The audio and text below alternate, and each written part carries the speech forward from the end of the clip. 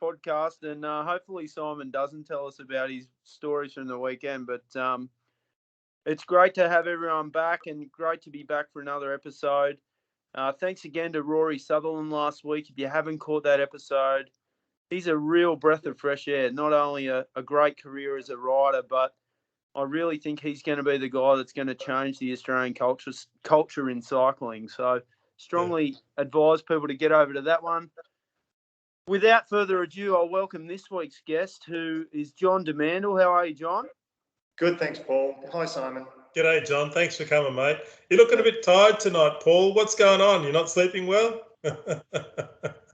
Oh, mate, just, back at work and travelling and all that sort of thing. Bit of a race on the weekend. You had a big weekend, mate. You got second in some tiny little pissant, 100-metre swimming race or something? Just a couple of kilometres, but nothing in comparison to the guy that we're talking to tonight. For once, we're not going to talk about me. We're going to talk about this guy. And look, John's had a prolific career, triathlon career, and a number of adventures. And for those who don't know, John's a vision impaired athlete, which is, it's pretty unique. It's pretty special.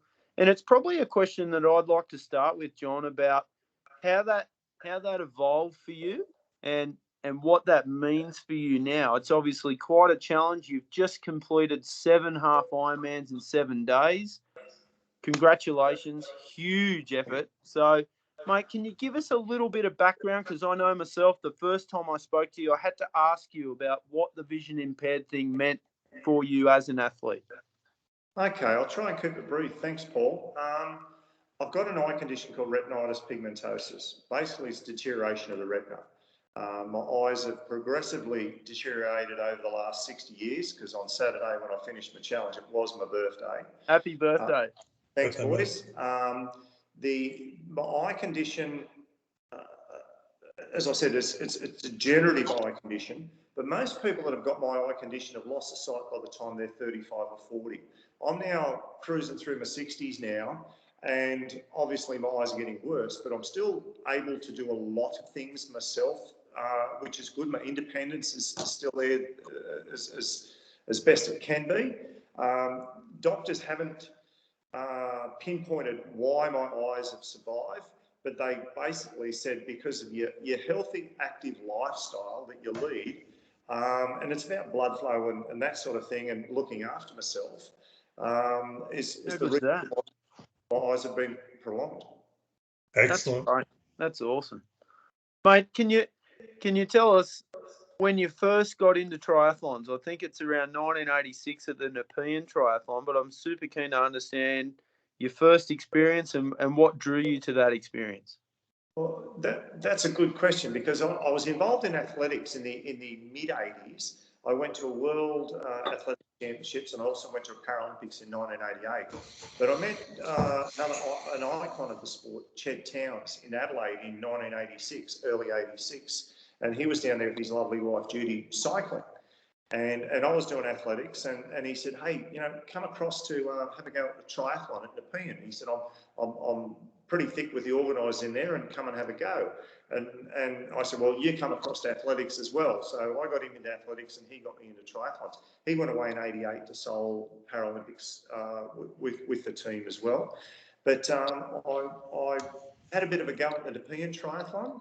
My eyes were a lot better then, and I was doing everything still on my own, riding a solo bike. I wasn't the fastest guy out there. I was a back-of-the-pack plotter because I knew my limitations. And someone once said to me, a wise man knows his limitations, and I didn't want to go too fast. So I just went out, had fun. I was, a 3-hour competitor for the majority of my triathlon career in the early days when I was solo. I had a couple of good races. Actually, I did one of the national series races in 92, 93 down in Canberra. I did a 2:23, and I was, I think it was quite funny because a couple of friends got to the end of it. I said, no way in the world I can do a 2:23. The course must have been short. And my mate 2:08s, 2:09s, they said, no, Johnny, we did exactly the same time. You just smashed that day. Well done. Yeah, 2:30, 2:40, 2:45. That was me out there having fun with everyone else. So I don't know what my ability could have been, or may have been, if I could have put 100% like I do now into my sport, because I'm actually better now than what I was 35 years ago. But Ched got me into triathlons, and my first race was the PN, and that's where every town had a race. Then I did a Dubbo triathlon, then I did the Yamina triathlon, and that was my first couple of races. And then I was hooked for a couple of years. Done the Shrai Chimoy down in Canberra in 1990. That's when a couple of my mates started doing Foster. And Foster was interesting. I'm a veteran spectator of Foster, and I never thought I'd do it. I just thought, I can't do a race where I may finish in the dark. Because I have night blindness. I have tunnel vision and night blindness. So I could see quite well in a straight line in those days. So I'd scan around everywhere I was running. I ran into a lot of poles and stuff like that in the early days as well. Oh, really? Oh, yeah. I've done that a few times late at night as well, mate. Yeah. Everyone's running into poles and running into coppers, logs and basher shins about it. And the old bollards, the old nutcrackers, they go full pelt into one of them, you know what day it is. Yeah, my mates were doing Ironman, and they were trying to convince me to do Ironman at Foster, and I went, no, I can't do it. And then something clicked in 1994, and I went to my mates and said, as you do with your mates with triathlons, and I said, I'm thinking about having a go. Are you going to help me? And they went, yep, right to the end. And they did.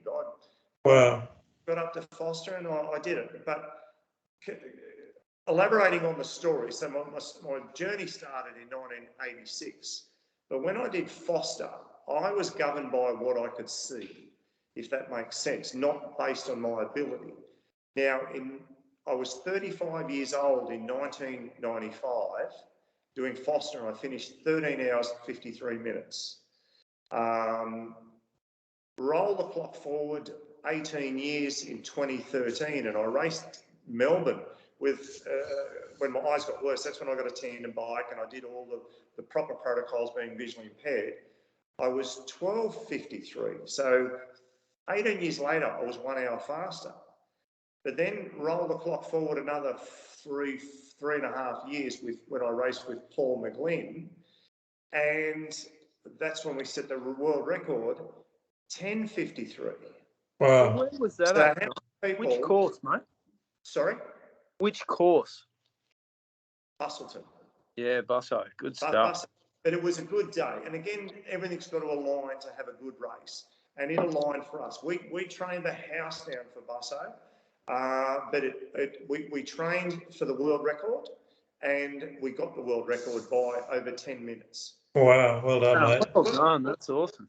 Thank you. And it's sort of it's a fantastic victory for us.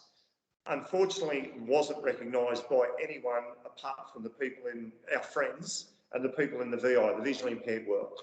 That's where it was recognised. Wow. And that was 2016. So that was 15. That was 21 years after Foster. So not many people can go 3 hours faster after 23 years. Wow. So no, that's true. I don't know what my ability could have been if I was an assided athlete. But again, what made our time in Busso so unique was that Paul and I were both 56 years old. So our combined age is 112 years old. And that's how we sort of have a bit of a joke about it. Our time's only ever been bettered on 2 occasions in the last 5 years by guys with their combined age with their guide and the athlete of probably 80. So, wow. 30 years up on these guys, and only 2 people in the world have beaten us. Mate, for our viewers that don't understand what it's like to have your physical limitation there with your eyes, can you explain to them how you go about an event, how your guide supports you, how they get you through the water and through the transition and out onto? Okay, well, it's the standard techniques we used, what Ched Towns pioneered back in 1990. So he was the first VI in the world to do an Ironman and first VI to go to Hawaii. So we still use the same techniques, the ankle tether in the swim, And it comes down to training as well. The ankle tether, which the ITU have a rule that it's got to be about 800 or 900 long. So it's just a bit of bungee cord with a leg rope basically between each other. And with a lot of practice, your guide, he swims straight and you try and stay 500 mil away from him. And the same on the tandem bike, you're right there next to him for the entire bike leg. And in the run, the standard tether is about 500 long. So realistically, for the entire race, 10, 11, 12, 13 hours, you are only 500 mil away from your guide. So the trust you put in him is also the trust he puts in you, not to do anything ridiculous or go the wrong way or whatever. But your life is in that guy's hands, and his life is in your hands as well, especially on the bike. Wow. But it's a relationship you build up with your guide, and to be a good guide, you don't have to necessarily be a great athlete, but you have to be a good communicator and have a good understanding of what's going on. And can I just give Paul McGlynn a bit of kudos? The first year we met, he'd done Port Macquarie in 2016. I hadn't met him at this stage. I was introduced to Paul after I spoke to a good friend, Peter Vaughan, up at Ultraman, and I told Peter I wanted to set the world record, and Peter said, I'll find someone in the club. Now, Paul was training for Cairns in June. Now, we had a couple of phone conversations before Cairns, and Paul had achieved everything he really wanted to achieve in life. He'd done 10 Port Macquaries, he'd done about, all up, 17, 18 Ironman. He qualified in his own right to go to Hawaii, which was a big bonus for him. He was just wrapped, and I was over the moon that he was so happy to go to Hawaii. So he'd done Port Macquarie, he'd done Cairns, he recovered about 2 weeks after Cairns. Then I taught him how to ride a tandem and guide. He'd never been on a tandem bike in his life.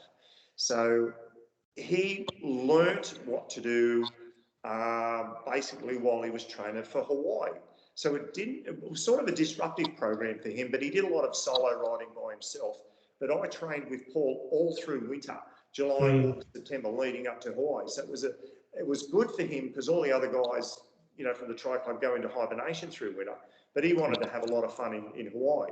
So he went to Hawaii, he went over there with the goal to have a good time and enjoy it, and he did. Then he come back in October, another 2 weeks off, then we were back into training for our trip to Busso, and then this guy backed up and set a world record with me.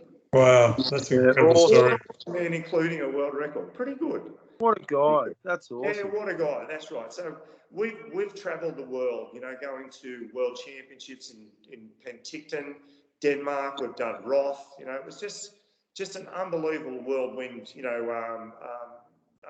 trip with Paul. It was just great. And he loved it because he'd achieved everything he wanted to achieve in life, and that was to go to Hawaii and do this and qualify. He just wanted to do something different, something out of the box that the tens of millions of triathletes around the world never imagined doing.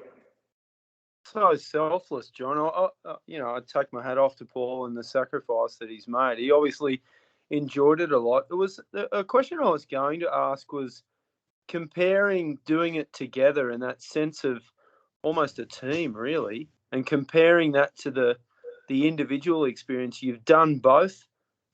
Do you enjoy doing it as a team more? I love it. And that's, you hit the nail on the head, Paul, because triathlon is an individual sport. And some could say it's a very selfish sport, okay, because it's all about the person doing the race. But as soon as a guide comes along for a VI athlete, it changed the whole nature of the sport as a team sport. It really is. You're out there just talking and having fun and strategizing together. You're working with the team because Paul's ex-Defence Force, and that may have helped him. Well, obviously it helped him with his fitness and his motivation to do it. But he just loved helping me and helping people, but also helping me campaign for other VIs around the world, because in the last nearly 10 years, we believe, and I believe, I've changed the sport for the VIs around the world, because up until 2012, a lot of people don't realise there's some disappointing things happening in this sport, and as an individual, you would not know. But the guides, up until I come along in 2012 with my good friend Dale White from Queensland, the guides never got recognition in the finishers' results as an individual in their age group. Never got recognition. I'm going to get all fired up here. Never got a medal, never got a towel. They were pushed aside. Oh, really? Nothing. Sorry? Nothing at all. That's ridiculous. No, they were pushed aside. Nothing. And I campaigned for it, and I finally, it was finally accepted, and that happened throughout the world. Guides are now recognised in their age group, and that's the unique thing about Paul and I. We're in the same age group, and every time we cross the line, he has to make sure I'm just in front of him. So I always beat him by about 1 or 2 seconds. So it's a bit of a hoot. But yeah, up until then, guides were pushed away. They never. Wow. There was a point there when Ironman tried to charge for the guides, and you can't. I, as an athlete, can't ask the guide to give up their time and all their basically their time and their enthusiasm just for me and charge it. I would have had to pay for my entry and their entry. So thank you to social media. I went up to social media and Ironman reversed that. Wow. Well done, mate. We'll just say that was a misunderstanding when that came through. But that smoothed itself out. That's all good now. But the latest thing now is that the VI and the PC athletes, and that's another story, PC, physically challenged. I don't think I'm physically challenged. I think fat people are physically challenged. I'm sorry if that upset anyone.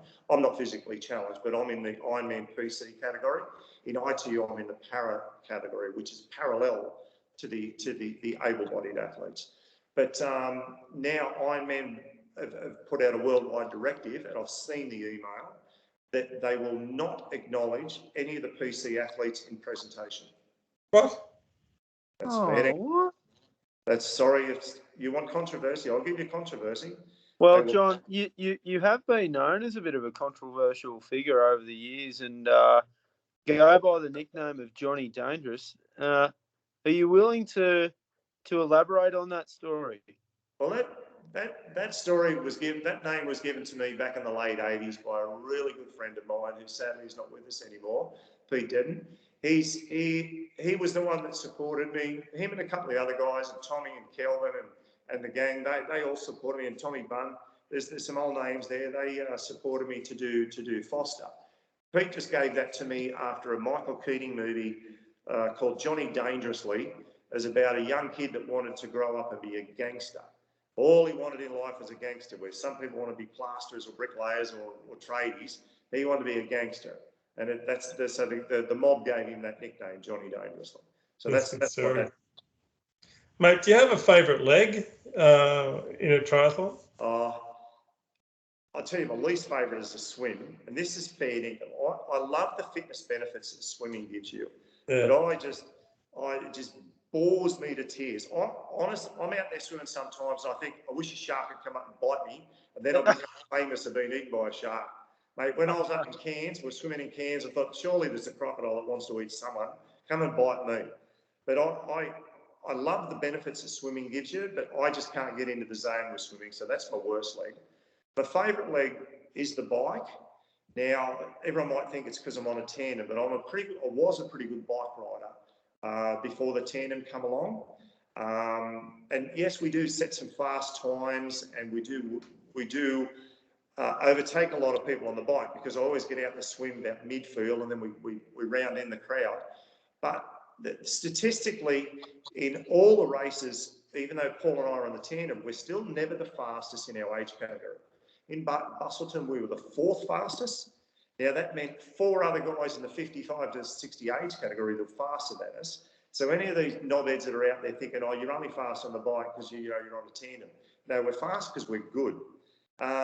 We improved that statistic from Busselton when we done Port Macquarie, even though Port Macquarie's a hilly event, and a lot of people hate hills. I love hills, but on a tandem, hills are tough. They're twice as hard going up, twice as much fun going down.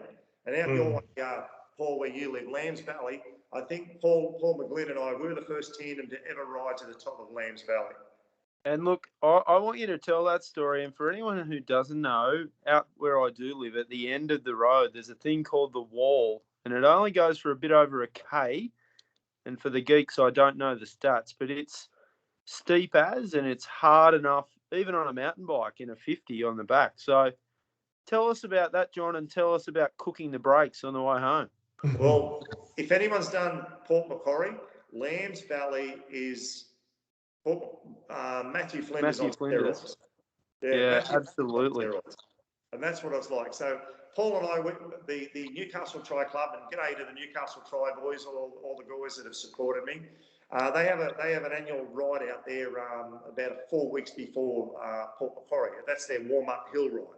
So we ride out there, and whoever's not racing Port, they normally drive the sag wagon and park on the top with our Coke and lollies and stuff like that. So we made it up there that one of these times. We've been up there twice actually, and got to the top. And as we were coming back down, we took the pads on the rotors because I run disc brakes, and all the boys went down before us. And Paul liked it would always take off last and overtake the whole group. And as we got to the bottom, they were parked on the corner waiting for us, and we went past at about 45 k's an hour. No brakes, no nothing. We had to wait to turn around and come back to them. So yeah, we smoked up the brakes coming Wow. back valley. But what made it worse, we still had to get back home.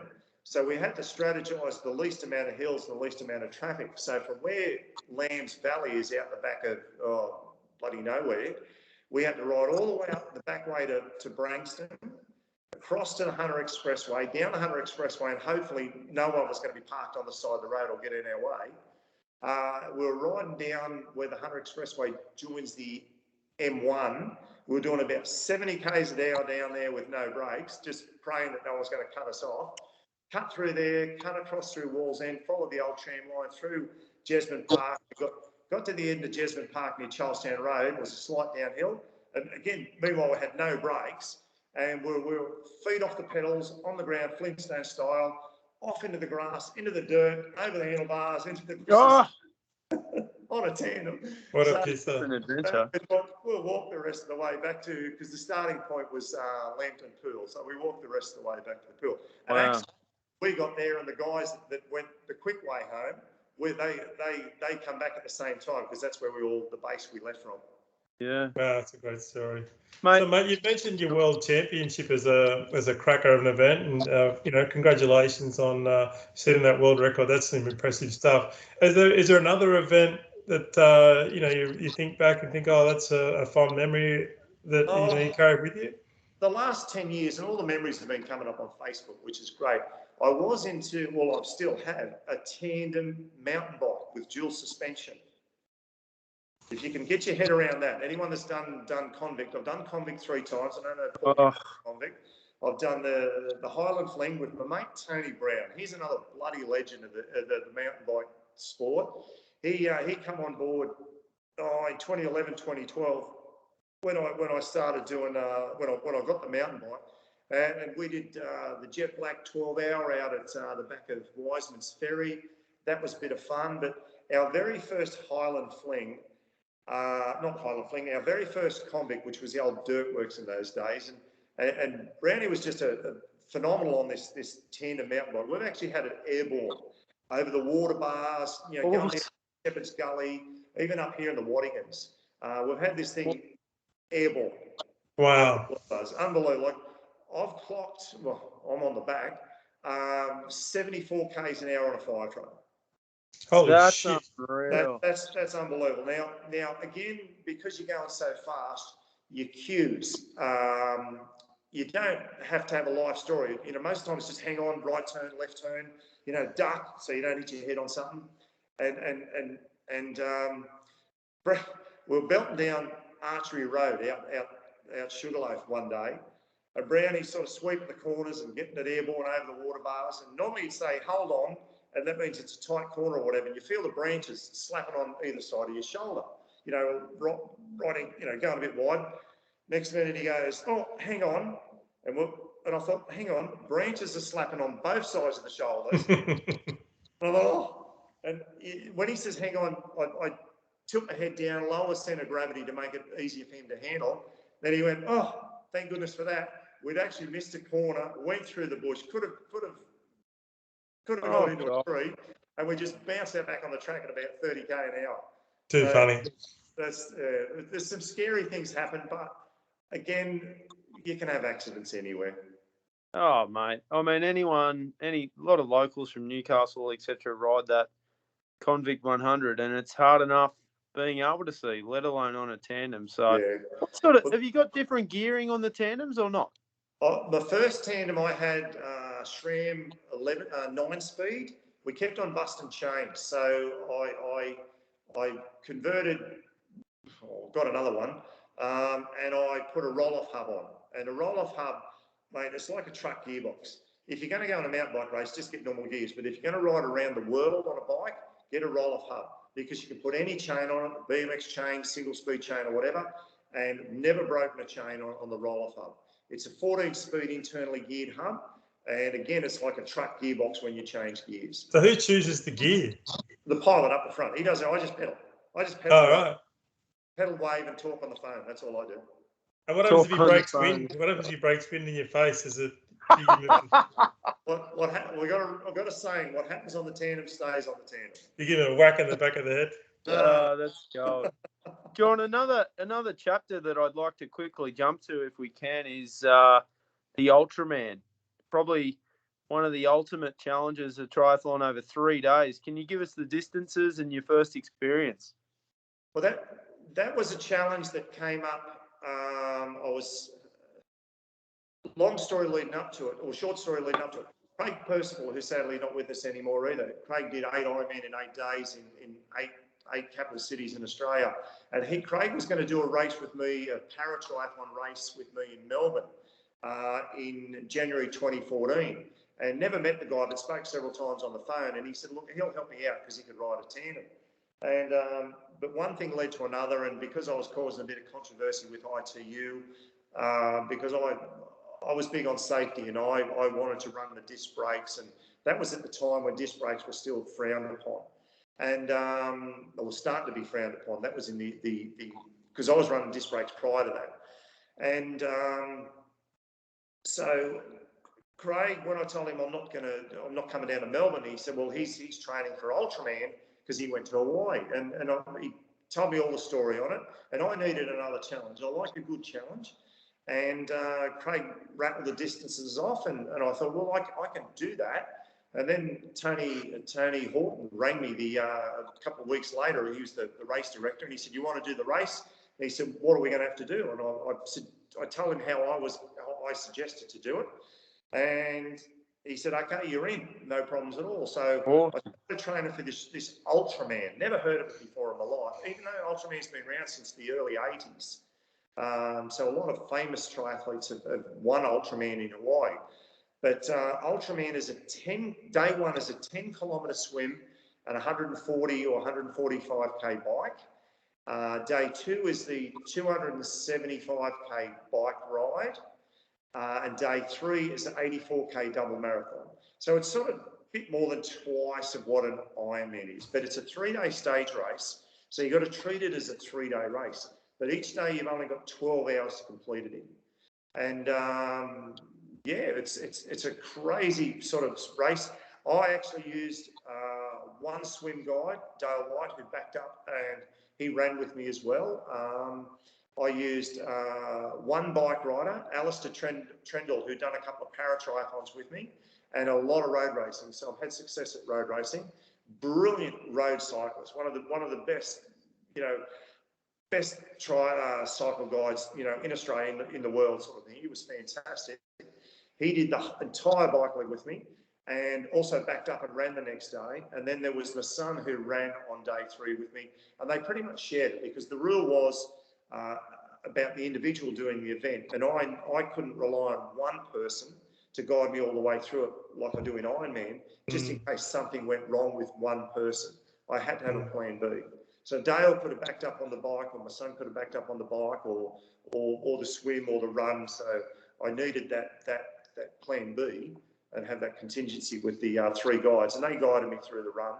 on day 3. That's incredible, Wow. mate. So how did you go on the 82K run? Well, I am the first visually impaired person in the world to do an Ultraman. I was going great guns in the run, went past the 21K mark, got to about 22 Ks, and we're running along a footpath, and everyone's rolled their ankle on a footpath. And I'm no exception. I tend to roll my ankles more on little potholes, witches' hats, reflectors, and all that sort of stuff. So I rolled my ankle, and we're running with the tether. I tumbled down a little embankment and splattered myself on the road. Nearly got run over by a car. Got up, and I was a bit of bark off here and there, and I knew something was wrong with my foot. I heard it pretty bad. And I thought, I won't tell the crew straight away. So it was through the hilly stage, and the plan was to walk the hills anyway. So I walked the hills and waited for my ankle to numb up. Once it numbed up, I thought, that's it, the pain's gone away. I dropped a couple of Panadol, and away I went. I did the first 42 Ks, and my goal was to do 4 hours 30. I did it in 4 hours 36 with I actually had a broken bone in my foot. Oh. So, but once I turned around at 4:30, I knew I had 8 hours or 7.5 hours to get home. So I did a lot of shuffling on the way home. It got worse and worse. The pain factor, affected the stomach, lactic acid. I couldn't hold Panadol down. I was probably throwing up. Around about the 21 Ks to go, I had a few spits. But yeah, I soldiered through. I was pretty blurry at that stage with the pain. But yeah, the old Coke and lollies and that got me through. And the team did a phenomenal job. Kim, my partner Kim, was team manager, and her and Alistair, it was quite funny. Her and Alistair were strategizing sports-wise. That we, and they told me this, 2 days later when my brain was back in action, that the strategy was, don't let him stop. Even when he's walking, push him when he's walking, push him when he's walking, don't let him stop. Now, that was their strategy. Dale's strategy was Mr. Motivation. You're the man, you can do it. You're the champion, you're the king of the world. And after a couple of hours, that gets on your nerves. And I felt like Shut up. Yeah, I'm just sick of that talk. Where my son kept on saying, Dad, do you want to sit down? and Kim and Alice were saying, don't let him sit down, because if he sits down, he won't get up again. So it was pretty funny, because at about 6 Ks to go, we actually took a wrong turn and went down a hill. And Alistair said, we've got to run back up the hill. I said, I can't run it. He said, okay, we'll walk up the hill. And then when we got to the top of the hill, we got near Noosa High School. We come past there at about 3:10. When 1,500 kids were coming out of high school, and there was like 27 diesel buses parked out the front. Oh. So we had to make our way through that. And when we got through that, it was 6 Ks to go. Kim left us with a couple of drinks, and she went back to park the car and meet us on the beach. And it was just Ryan and Alistair coming back into town. And Alistair looked at me, and I can still remember his face at this stage. He said, John, he said, you've done so well. He said, I'm not going to push you anymore. I said, thanks, mate. I really appreciate what you've done, because what was happening every time we come up to pedestrian crossings, because the school was getting let out, there was like 30 pedestrian crossings. He was grabbing me like a petulant little child and manhandling me across the road, pushing me across the road. And because he said that to me, I said, righto, mate, let's run. And we pretty much ran the last 6 Ks. And Ultraman's a killer. Depends on what time it is. You run the last K and a bit on the beach. But we were lucky. We're in the afternoon in the hard sand. Oh, that's torture. Mate, that's an incredible story. We've only got a few minutes left, but before we go, I'd really love just to hear a little bit about Olympics, mate. The very few people get to go. What was your experience like? Well, it was the Paralympics in 1988, and up until 2000, they were still the best Paralympic Games ever. The Koreans put on a phenomenal show. It's when this Paralympic sport evolved from participation to your best you can to super elitism. I went over there with an Australian record, but my Australian record got smashed by another Australian while I was over there. But the Paralympics was a fantastic experience, because the Koreans welcomed us with open arms. The opening ceremony, they put on the same opening ceremony as what they did for the Olympics in the Paralympics. But again, I was a bit of a rat bag, and I was lined up with Ched Towns, and the old saying when we walk into the stadium, there's 60 in the Paralympic team, and they say shortest to the tallest. So all the wheelies rolled in first, then you got the CPs and the amps, and the VIs, we were down the back because we were all tall. And they said, John, you and Ched come in last. I went, right, I'll fix you so-and-sos. So we were in front of the Austrian team in the little chute that goes into the stadium. Now, the team walked in, and I said to Ched, hang on a minute. He said, what are we doing? I said, just wait a minute. And our team had about 20 metres on it. They were in and turned the corner. They were walking around the track. And he said, what are we doing? I said, come on, we'll go now, because the Austrian team was pushing us because they had to be 10 metres behind the Australian team. He said, what are we doing this for? I said, mate, the camera's got nowhere to go but us. That's gold. We held up the opening ceremony by a little bit anyway. So we walked in, and at the time I rang a few people back home. They said, why were you so late coming in the stadium? I said, oh, did you see us on telly? We were the only ones on telly. That's phenomenal. And you met Juan Antonio Samaranch? Met Juan Antonio Samaranch at Sydney, because I wasn't competing. I was involved in massage, because I'm a remedial massage therapist, and I massaged down there, but I was also invited down for protocol with handing out the medals. I gave out the flowers on 16 ceremonies, which was just unbelievable. I took my dad down there. He just had a hoot watching the Paralympics. And in the protocol lounge, Juan Antonio Samaranch came back. I actually, whether you like him or not, I do have a lot of respect for him, because the poor guy, he opened the Olympic Games. His wife passed away. He flew back to Spain. Sadly, he had to bury his wife. And then he come back in the closing ceremony, and then everyone thought he was going to disappear. But he didn't. He went back to Spain for a couple of weeks, and he just came back and stayed in the shadows, a quiet spectator for the Paralympic Games. I've got a lot of admiration for that guy. I really do. Wow, that's an interesting story. Yeah, I'm going to probably wrap it up with probably the most arduous journey that you've gone under, and that's with a good friend of the podcast, Pete Hodgson. I want to understand, the Kokoda Trail must be hard enough, but to do it with a guy like Hodgie, run us through that really quickly. No. No, Hodgie was awesome. So I met Hodgie, actually, Hodgie and I walked Fraser Island, and I'd never met him before December 2004. And through his brother-in-law, my chiropractor, I got invited to go. So I was doing a lot of training leading up to it. I didn't have much money, so a holiday for me was a backpack on the back, and I walked Stockton Beach, I walked Red End Beach, and I walked here, I walked there, and I walked to the Central Coast, and I walked home, just sleeping in, on the ground with my rucksack. And the strategy was catch a train up to Harvey Bay and get a helicopter out the top of the island and walk from the top to the bottom. And Hodgie came up there with me. So that was our bonding session. But Kokoda was tough. I was a bit out of my depth because of the terrain and my eyes. Like fitness-wise, I was probably one of the fittest guys on the group, and I don't think they'll deny that. But I didn't realise that I was a bit of a, I won't say a burden to them, but I underestimated how hard it was going to be for me, especially walking some of the dark terrains. But they were all super duper troopers, and they helped me out. And it was a tough gig, and a few of the guys just took it in turns, and I had a porter carrying a pack, and it was an incredible journey, and it was an incredible part of my life, and I'm glad I've done it.